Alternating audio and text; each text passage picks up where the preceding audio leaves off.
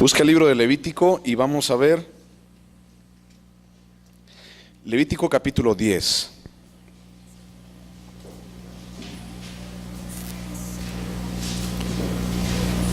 Bueno, yo sí veo.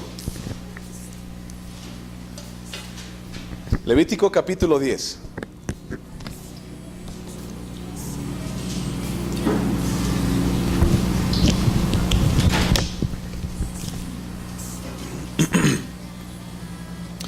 Vamos a estudiar el versículo 1 y el versículo 2 nada más el día de hoy. Y pues bueno, ya saben que yo suelo tardar más de una hora. Entonces a la hora pues ya les voy a decir ya terminé y ustedes me dicen si le seguimos o no le seguimos. Entonces Levítico capítulo 10, allá en Silao estamos viendo el libro de Levítico verso por verso. Y vamos en el capítulo 10. De hecho esta predicación fue del 29 de abril, o sea, hace como 3 semanas más o menos. Entonces está calientita todavía y fue una predicación que la verdad fue muy confrontante para todas las personas allá en Silao. Y fue algo que Dios mandó de su propio corazón para nuestro corazón. Y la verdad quería compartírtelo cuando Héctor me dijo, ¿puedes compartir allá en Guanajuato? Yo iba a venir el domingo, pero no pude venir porque nos tocó tener bautizos el domingo pasado. Entonces no pude estar, pero me hubiera gustado mucho poder estar con ustedes el domingo y hoy y todos los días. Los queremos mucho, yo los quiero mucho a todos ustedes también, pero ni modo, no se pudo. Entonces hemos estado estudiando el libro de Levítico. Entiendo que ustedes están estudiando los miércoles Génesis, ¿verdad? ¿En qué capítulo van de Génesis?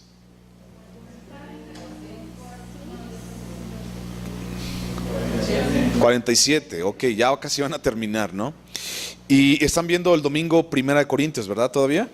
Ok, bueno, muy bien. Nosotros tenemos ya prácticamente un buen ratote viendo Levítico y estamos viendo la ley y ha sido algo grandioso poder estudiar Levítico porque, híjole, mucha gente le saca el parche a Levítico así como, está bien difícil y yo no le entiendo nada. Y si por ejemplo el pastor te dice, hoy estás leyendo un libro y el último que te diría sería Apocalipsis o Levítico, ¿no? Algunos de esos dos, porque están difíciles de entender.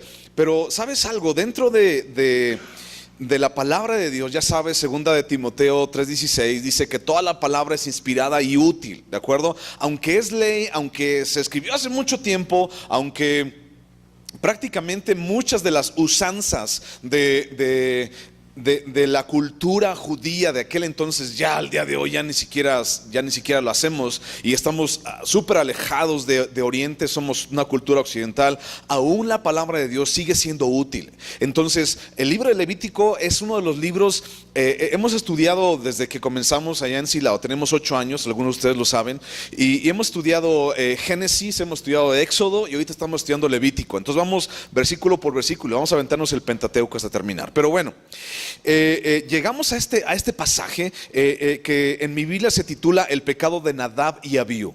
Y entonces fue un pasaje contrastante, un pasaje que nos hizo topar con pared ahí en Silao, porque nos dimos cuenta de muchas cosas y te voy a contar de ellas, ¿no? A continuación. Entonces vamos a leer, ¿no? Levítico capítulo 10, versículo 1 y 2. ¿Lo tienes? Dice así: Nadab y Abiú, hijos de Aarón, tomaron cada uno su incensario y pusieron en ellos fuego, sobre el cual pusieron incienso y ofrecieron delante de Jehová fuego extraño, que él nunca les mandó. Y salió fuego de delante de Jehová y los quemó y murieron delante de Jehová. Es lo que vamos a estudiar el día de hoy. Vamos a orar, ¿te parece? Padre Santísimo, te damos gracias por este día, Señor, por tu enorme bendición, Señor, por tu fidelidad, porque estás en este lugar, Señor, y tú siempre, Padre, eres bueno y tu palabra, Señor, es excelente. Y hoy, Señor, venimos delante de ti para venir, Señor, para estudiar de tu palabra, Señor. Que el día de hoy, Señor, tengas nuestros ojos abiertos, Dios, nuestros oídos, Dios, atentos, Padre, y nuestro corazón, Señor, latente por tu palabra, Señor. Hoy queremos saber de ti, queremos escuchar de ti, Dios. Hoy queremos, Señor, conocerte más y amarte más, Dios. Y es el día de hoy, Padre Santo, la palabra es contrastante, es confrontante, Señor. Te pedimos, Padre, que prepares nuestro corazón para ella, Señor. En el nombre de Jesús, amén. Muy bien, cuando Jesús estaba platicando con los discípulos y con mucha gente, después de haber alimentado a 5,000 personas, Jesús, bueno, las personas fueron a buscar a Cristo, ya sabes, una noche después, Jesús camina sobre el agua, esa escena más o menos, ¿te acuerdas? Dicen, es un fantasma, y Pedro camina y todo eso, ya te sabes la historia. Al otro día, toda esa multitud de gente fue a buscar a Jesús, y entonces Jesús dijo, ¿por qué me vienen a buscar? Lo que pasa es que ustedes tienen hambre y nada más me buscan por la comida. Y entonces les suelta un rollo Jesús acerca de por qué ustedes por qué me están siguiendo, por qué están conmigo, ¿no? ¿Por qué vienen a buscarme? Nada más porque tienen hambre y ya quieren desayunar. Y entonces Jesús comienza a decirles eso y comienza a hablar de sí mismo como el pan de vida. Y entonces la gente comienza a irse así como que, no, pues yo pensaba que nos iba a dar de comer, no, yo pensaba que nos iba a dar otra cosa, milagros, ¿no? Y dice que la palabra que muchos, Juan dice que muchos muchos de sus discípulos empezaron a apartarse de él porque les empezó a hablar duro. Y entonces Jesús se dirige con los 12 y les dice, ¿qué? ¿Ustedes también se van a ir? Y entonces Pedro les dice, Señor, ¿a dónde más podemos ir si solamente tú tienes palabras de vida eterna? Y eso es precisamente lo que hoy quiero compartirles. Palabras de vida eterna. Levítico es un libro que su tema principal es un pueblo imperfecto acercándose a un Dios completamente santo.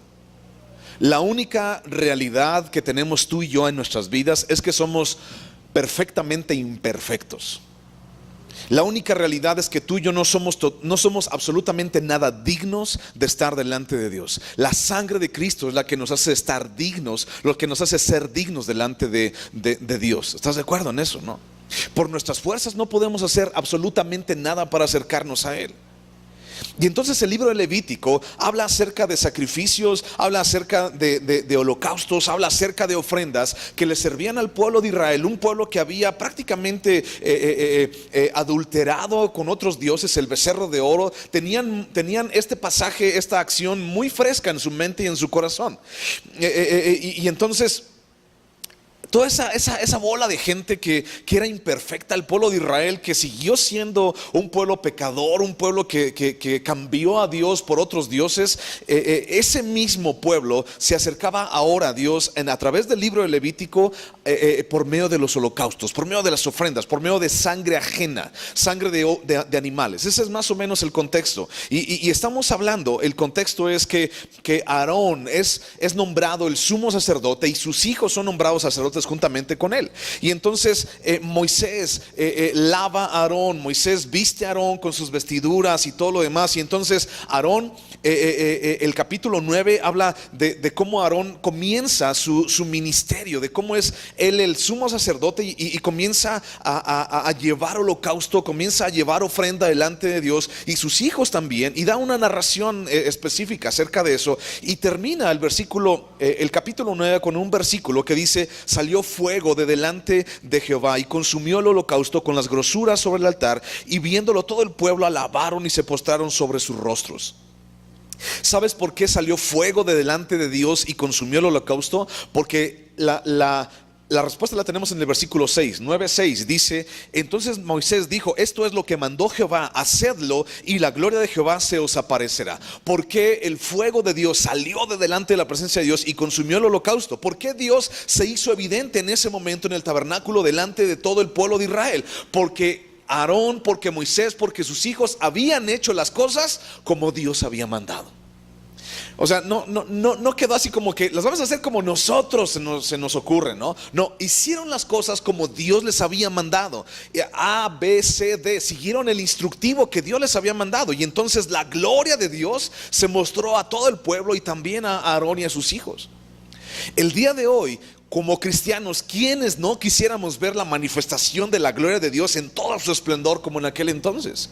Muchos de nosotros, aún como cristianos, seguimos anhelando eso, ¿no? Y vemos predicaciones, y vemos congresos, y vemos hombres y mujeres que hablan acerca de que viene un gran avivamiento, y el gran avivamiento, y el avivamiento. Tengo 28 años de ser cristiano y el avivamiento nunca ha llegado. ¿Y sabes por qué? Hoy te voy a decir por qué.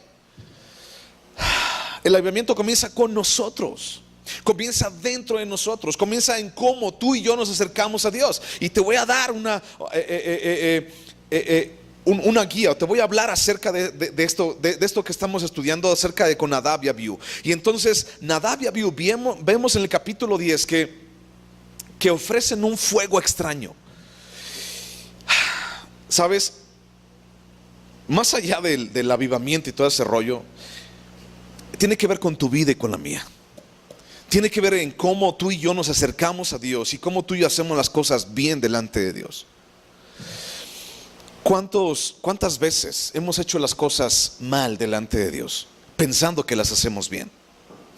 Cada capítulo, mi hermano, de la historia del hombre está envuelto en errores cometidos por causa de buscar nuestros propios intereses, deshonrando lo genuino, lo verdadero que Dios tiene para el ser humano. El corazón del ser humano siempre se ha comportado egoísta y rebelde hacia el propósito divino de Dios para sus pies, para llevarnos delante de sus pies. Y el ser humano se ha inventado caminos diferentes y métodos aceptados por él mismo y por los demás a su alrededor, pero nunca caminos dictaminados por Dios. Los planes verdaderamente buenos de Dios para su pueblo siempre han sido manchados por el interés y la avaricia de tratar de hacerlos mejor, pero no porque pudieran esos caminos de Dios ser mejor, sino porque el afán del hombre es torcer esos caminos, preocupándose por su propia idea de gozo, por su propio deleite y por su propia satisfacción, apartándose al final de Dios mismo, y les provoca la muerte. ¿Qué fue lo que pasó con Nadab y Abiú? Fueron dos hijos de Aarón. Tenía 4, le quedaron 2. Tenía 2 hijos. Estos 2 hijos llevaron fuego extraño y murieron delante de Dios. Y entonces el llevar cosas extrañas, el llevar fuego extraño delante de Dios, les causó la muerte. Y hoy vamos a estudiar ese pasaje. ¿Qué significa y por qué lo dice, no? Pero recuerdo esto: el ser humano siempre tuerce lo mejor. El ser humano siempre está enfrascándose, enfocándose en torcer lo bueno que Dios nos ha dado, lo bueno que Dios nos ha dejado, para cumplir sus propios deleites, para satisfacer su propio afán. El ser humano, ¿no? Y entonces,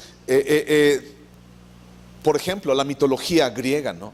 La mitología griega hay un sinfín de dioses o deidades. Y en la mitología romana, por ejemplo, también. Ni se diga en la mitología hindú. Hay millones de dioses, millones de deidades, y cada una de ellas representa un sentimiento o un afán del hombre que tiene en su corazón. Por ejemplo, Afrodita, mitología griega. ¿Se acuerdan? Esta diosa que simbolizaba la belleza, el erotismo. Por ejemplo, Marte, ¿se acuerdan? O Mercurio, simbolizaba la guerra y la matanza y todo ese rollo. Entonces, sed de lujuria, sed de esas cosas eran sustentadas por esas deidades que los seres humanos se habían inventado. Entonces, para satisfacer su propio ego, para satisfacer su propia idea y sus propios caminos de acercarse a Dios, entonces la gente se ha inventado 1000 cosas, ¿no? 1000 imágenes, 1000 deidades. La gente se ha inventado 1000 caminos. Y aún dentro, y lo puedo decir de esta manera, aún dentro de la iglesia cristiana, los cristianos hemos tratado de inventar cosas que tratan de satisfacer más nuestro ego y más nuestro egoísmo y más nuestra propia idea de gozo, que el deleitar a Dios, que el hacer la voluntad de Dios. En Jeremías capítulo 17, versículo 1 al versículo 13, si lo tienes, vamos a leerlo. Jeremías capítulo 17, versículo 1 al 13. Jeremías 17, 1 al 13. Vamos a ver muchísimos versículos. Los que ya me conocen, vamos a andar para arriba y para abajo en versículos. No os voy a poder decir todos, vamos a poder ir para todos, pero sí puedes apuntarlos si estás apuntando. Entonces, Jeremías capítulo 17, versículo 1 dice: el pecado de Judá escrito está con cincel de hierro y con punta de diamante, esculpido está en la tabla de su corazón y en los cuernos de sus altares. Mientras sus hijos se acuerdan de sus altares y de sus imágenes de acera que están junto a los árboles frondosos y en los collados altos, sobre las montañas y sobre el campo, todos tus tesoros entregaré al pillaje por el pecado de tus lugares altos en todo tu territorio. Y perderás la heredad que yo te di y te haré servir a tus enemigos en tierra que no conociste, porque fuego habéis encendido en mi furor, que para siempre arderá. Así ha dicho Jehová: maldito el varón que confía en el hombre y pone carne por su brazo, y su corazón se aparta de Jehová. Será como la retama. Una retama es un arbusto del desierto que parece que está muerto, ¿no? En el desierto, y no verá cuándo viene el bien, sino que morará en los sequedales en el desierto, en tierra despoblada y deshabitada. Bendito el varón que confía en Jehová y cuya confianza es Jehová, porque será como el árbol plantado junto a las aguas, que junto a la corriente echará sus raíces, y no verá cuándo viene el calor, sino que su hoja estará verde, y en el año de sequía no se fatigará ni dejará de dar fruto. Engañoso es el corazón más que todas las cosas, y perverso, ¿quién lo conocerá? Yo, Jehová, que escudriño la mente, que pruebo el corazón, para dar a cada uno según su camino, según el fruto de sus obras. Como la perdiz que cubre lo que no puso, es el que injustamente amontona riquezas. En la mitad de sus días las dejará, y en su postrimería será insensato. Trono de gloria, excelso desde el principio, es el lugar de nuestro santuario. Oh Jehová, esperanza de Israel, todos los que te dejan serán avergonzados, y los que se apartan de mí serán escritos en el polvo, porque dejaron a Jehová, manantial de aguas vivas. ¿Qué fue lo que pasó con el pueblo de Israel? Estaba su pecado inscrito en su corazón, allí con cincel de hierro, con punta de diamante, dice, y su pecado siempre fue el mismo. ¿Cuál fue su pecado? Si tú recuerdas, en el Pentateuco, Dios menciona el pecado del pueblo de Israel, y era que eran un pueblo de dura cerviz, un pueblo orgulloso, un pueblo que hasta el día de hoy se creen que Dios los ha escogido para gobernar el mundo y todo ese rollo, ¿no? Y es algo triste, porque así como el pueblo de Israel ha tenido ese sentimiento de orgullo y de decir, es que yo y es que mi dura cerviz, así también nosotros, ¿no? O sea, el pueblo de Israel es el pueblo de Israel, pero también nosotros hemos sido de dura cerviz. Muchas veces no lo decimos, pero lo hacemos. Y te vas a dar cuenta por qué. Bueno, Israel en el libro de Jeremías, Judá en el libro de Jeremías, tenía Dios está recordando que su corazón es perverso, que su corazón no puede ser conocido, que su corazón siempre se desvía. Y es lo que estamos platicando. Dios hace las cosas buenas, Dios estableció un camino perfecto, un camino bueno para acercarse en el tabernáculo delante de su presencia, y entonces sale Nadab y Abiú con fuego extraño. No hicieron lo que Dios les mandó, y entonces murieron. Y esto no solamente pasó con Nadab y Abiú, con los dos hijos de Aarón, sino también ha pasado en todo lo largo de la historia del ser humano. Génesis capítulo 3, les dijo la serpiente, le dijo a la serpiente, coman de ese árbol y serán como Dios. Ya eran como Dios. ¿No los hizo Dios a su imagen y conforme a su semejanza? Lo torcieron. ¿Por qué? Porque querían nada más así como que probar, ¿no? Luego, si tú te brincas a Génesis capítulo 9, después del diluvio, ¿te acuerdas? ¿Qué fue lo que hicieron? Lo que hizo el pueblo lo que hizo la tierra, lo que hizo la gente después del diluvio. No quisieron llegar hasta el cielo con la torre de Babel, ¿te acuerdas? Y hasta el día de hoy, ¿no? La gente quiere llegar al cielo a través de sus propios esfuerzos. Y hasta le hacen canción, ¿no? Para llegar al cielo se necesita una escalera grande y otra chiquita, ¿no? Hay arriba y arriba, ¿no? Esa es la canción, ¿no? Pero por ejemplo, en Jueces capítulo 2, Dios ya había repartido la tierra a todo el pueblo de Israel, a las tribus, y entonces la gente empezó a adorar a Baal y a Astoret. En Primero de Reyes capítulo 11, Salomón, ¿qué le hacía falta a Salomón? Dime, ¿qué le hacía falta? Nada le hacía falta a Salomón, absolutamente nada. Era el hombre más sabio del mundo. Y fíjate, era el hombre más sabio del mundo, y se fue para abajo. La nación de Israel completa se empezó a dividir, el reino del norte, el reino del sur, porque Salomón buscó una gloria que no la gloria de Dios. Hechos capítulo 20, recién la iglesia primitiva había recibido el don del Espíritu Santo, hablar en lenguas, y recién había crecido la palabra, y la gente comenzaba a ver la gloria de Dios y el Espíritu Santo moviéndose, y mucha gente se convertía, y la palabra de Dios crecía continuamente, dice el libro de Hechos. Ya la estudiaban ustedes, ¿de acuerdo? Y crecía, y la gente se convertía, y soldados romanos se convertían, y gobernantes se convertían, y recién habían recibido el Espíritu Santo, y recién habían recibido la palabra, y Pablo moviéndose para aquí, para allá, y yendo en viajes misioneros, y pum, tómala. El Espíritu Santo tiene que decirles que no se desvíen, porque van a haber falsos maestros. O sea, no había pasado ni siquiera 2 décadas cuando ya el Espíritu Santo está diciéndoles a través de Pedro, a través de Pablo, a través de Timoteo, a través de todos ellos, que se cuiden de los falsos maestros y de las falsas doctrinas. Siempre torcemos todo. El hombre trata de mejorar en sus fuerzas algo que piensa que puede ser mejorado. Pero mi hermano, no se puede mejorar lo inmejorable. ¿Estás de acuerdo? No puedes mejorar lo inmejorable. No puedes, o sea, ¿cómo podemos explicar eso? ¿Cómo puedes mejorar algo que es perfecto? ¿Cómo puedes mejorar lo inmejorable? ¿Cómo puedes mejorar lo que es magnífico, lo insuperable o lo supremo de parte de Dios? ¿Cómo poder mejorarlo? Bueno, ¿qué crees? Hemos tratado de hacerlo. Durante todo el tiempo de nuestra historia hemos tratado de hacerlo, y aún los cristianos. No solamente hablamos de fulanos y sutanos y por allá, ¿no?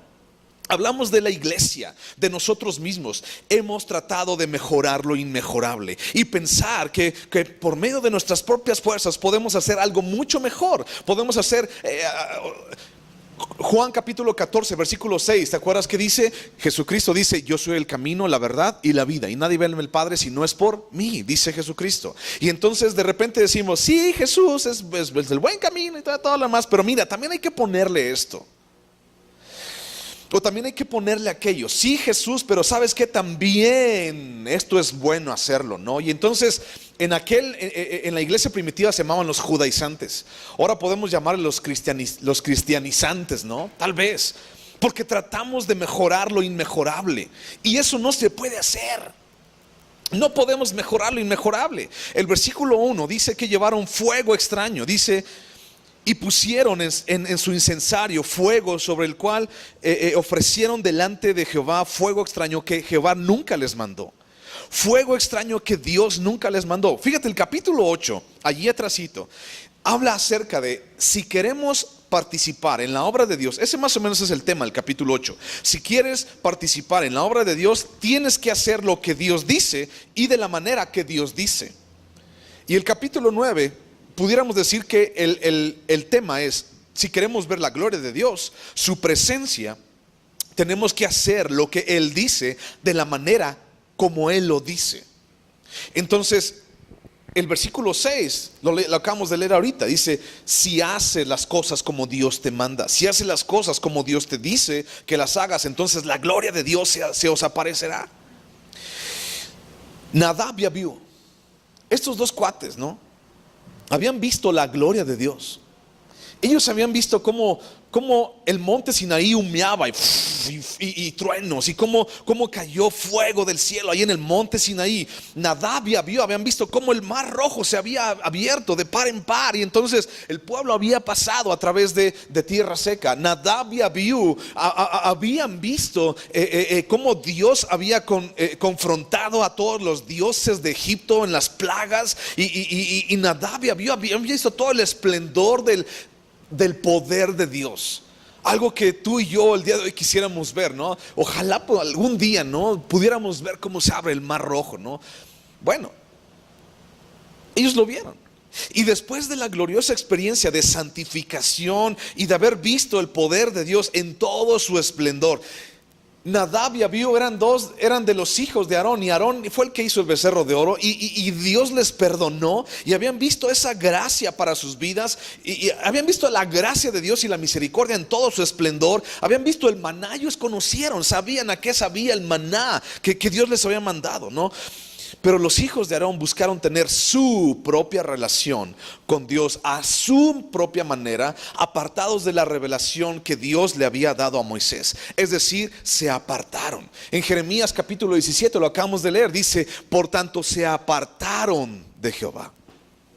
Y entonces Dios los entregó. Acabamos de leer una lista grande, ¿no? Dios los entregó a enemigos, serán como retama en el desierto y todo lo demás, porque ponen carne por su brazo, porque su confianza está en un hombre. Y entonces se apartaron de Dios. Ese fue su gran error. Se apartaron de Dios. Se apartaron de la palabra de Dios, de lo que Dios les había dicho. Existen el día de hoy muchísimas iglesias cristianas. En Silao hace 28 años había unas 2 o 3, ahora ya hay bastantes, ¿no? Y igual aquí en Guanajuato. Y hay muchas iglesias que te hablan de Dios, pero hay pocas iglesias que te acercan a Dios. Piénsalo. Se apartaron de la palabra de Dios. Nadab y Abiú se apartaron de la palabra de Dios. Deuteronomio capítulo 12 versículo 28 dice que si haces las cosas conforme Dios dice, no te apartarás de ellas, y entonces tu camino, tú y tus hijos les irá bien. Deuteronomio 12 28. Luego Josué, uno de los versículos más famosos, Josué 1 7 8 y 9. ¿Te acuerdas que dice: esfuérzate, sé valiente? Mira, vamos a buscarlos. Deuteronomio 12 28, para que veas que no estoy choreando. Deuteronomio 12, 28. ¿Lo tienes? Deuteronomio 12, 28. Dice: guarda y escucha todas estas palabras que yo te mando, para que haciendo lo bueno y lo recto ante los ojos de Jehová tu Dios, te vaya bien a ti y a tus hijos después de ti para siempre. ¿A quién de nosotros no nos gustaría que nos fuera bien, y a nuestros hijos también? Para siempre. No nada más un ratito, sino para siempre. Pues a todos. Entonces, ¿qué es lo que tenemos que hacer según la palabra? Guarda y escucha todas las cosas que Dios manda. No lo que el pastor te dice, sino lo que Dios manda. No lo que una organización te dice, sino lo que Dios te dice. No lo que una doctrina te diga, sino lo que Dios te dice. No lo que el superapóstol, superungido te diga, superprofeta me faltó, sino lo que Dios te dice. Es súper importante esto, lo que Dios nos dice. Bríncate a Josué capítulo 1. Ahí está despuesito. Josué 1 7. Uno de los versículos más famosos como cristianos y más recurridos, ¿no? Y lo tiene seguro, lo tiene subrayado.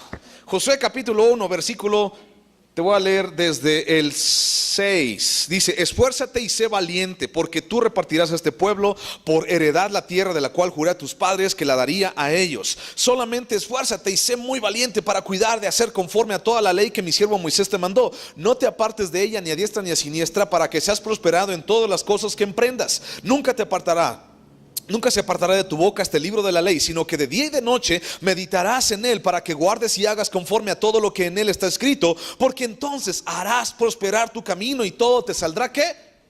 Bien. Todo te saldrá bien. Ahora, fíjate algo. Yo no sé si yo soy el único, ¿no?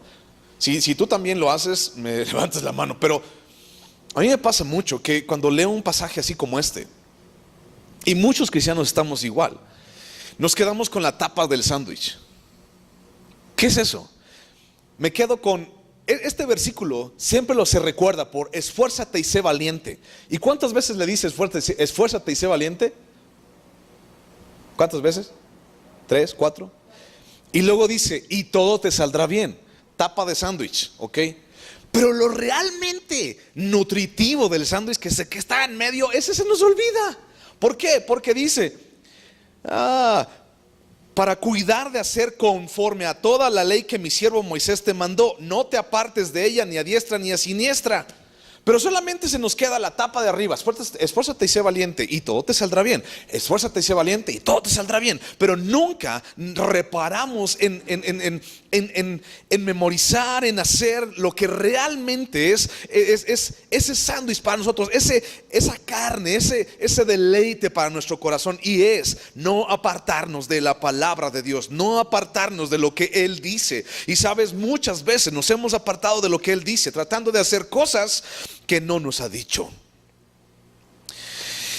Ahí mismo en Levítico 9:6, lo acabamos de leer, dice: hacedlo conforme Dios te lo ha dicho, y entonces la gloria de Dios se os aparecerá. Esa fue una promesa de Dios. La gloria de Dios se os aparecerá, pero la gente seguimos nuevamente necios y seguimos testarudos en hacer las cosas conforme a nuestro propio deleite y conforme a nuestra propia idea, ¿no? ¿Qué pasó? ¿Qué pasó con Nadab y Abiú? Eran sacerdotes recién ungidos, no tenían ni un mes, tenían 2 o 3 días, no dice cuántos días, pero dice inmediatamente, ¿no? ¿Qué pasó con ellos? O sea, ¿por qué se murieron? ¿Qué pasó? ¿Cuál fue su motivación de ellos dos? Y tal vez pudiera ser orgullo, así como que se sintieron así por encima de todos los demás, ¿no? Se sintieron con ambición, así como que, ay, mira, ya estoy en un lugar excelente. Tal vez por celos, ¿no? Porque a Moisés Dios le hablaba cara a cara como un amigo, dice la palabra, y tal vez ellos querían ir, no sé, tal vez por orgullo, por ambición, por celos, pero sí puedo decirte que el día de hoy muchos de nosotros, como seres humanos, como cristianos, llevamos fuego extraño delante de Dios por impaciencia. ¿Qué es fuego extraño? ¿Por qué estamos hablando de esto? Para ti, ¿qué es fuego extraño? Bueno, fuego extraño es un fuego no encendido del altar del holocausto. ¿Ok? Es un fuego que llevaba a alguien que no había agarrado del altar de holocausto para llevar en el incensario o para quemar. Era un fuego que Dios no había dado. Un fuego no asociado con la obra de expiación y la obra de redención del sacrificio. Si lo pudiéramos trasladar al día de hoy, un fuego que no tiene que ver con la obra de Cristo ni con el Espíritu Santo. Expiación, redención, sacrificio de Jesús. Y quizá pensaron que todo el fuego era el mismo.